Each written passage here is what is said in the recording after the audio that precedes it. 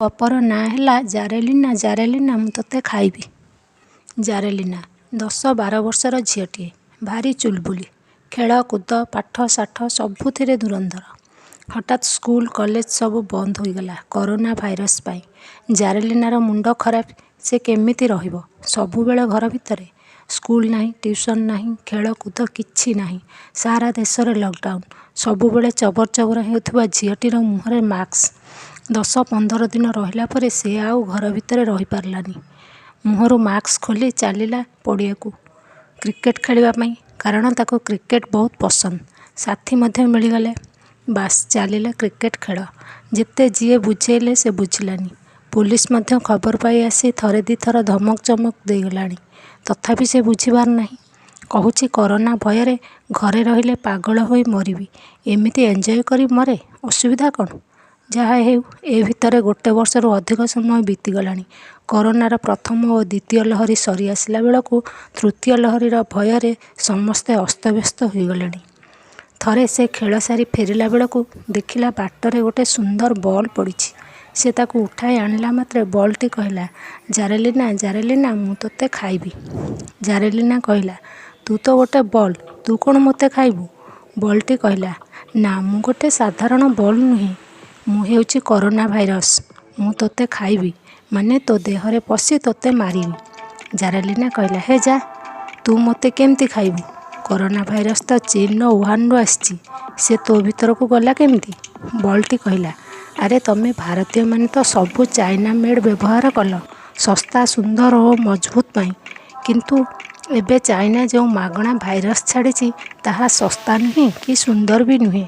ଏହା ପ୍ରାଣଘାତୀ। ତୁ ବି ତ କିଛି ନିୟମ ମାନୁନୁ। ଚାଇନା ତିଆରି ଜିନିଷ ସିନା କମ୍ ଦାମରେ ମିଳେ, ହେଲେ ତାହା କେତେ ଯେ ବିପଜ୍ଜନକ ସେ କଥା ତୁ ଜାଣୁନା। ଆଉ ମୁଁ ଚାଇନା ମେଡ୍ କରୋନା ଭାଇରସ୍।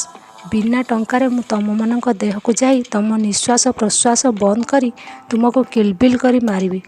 ଜାରେଲିନା କହିଲା, ଆମେ ତ ଚାଇନା ଜିନିଷକୁ କେବେଠାରୁ ବର୍ଜନ କରିସାରିଲୁଣି।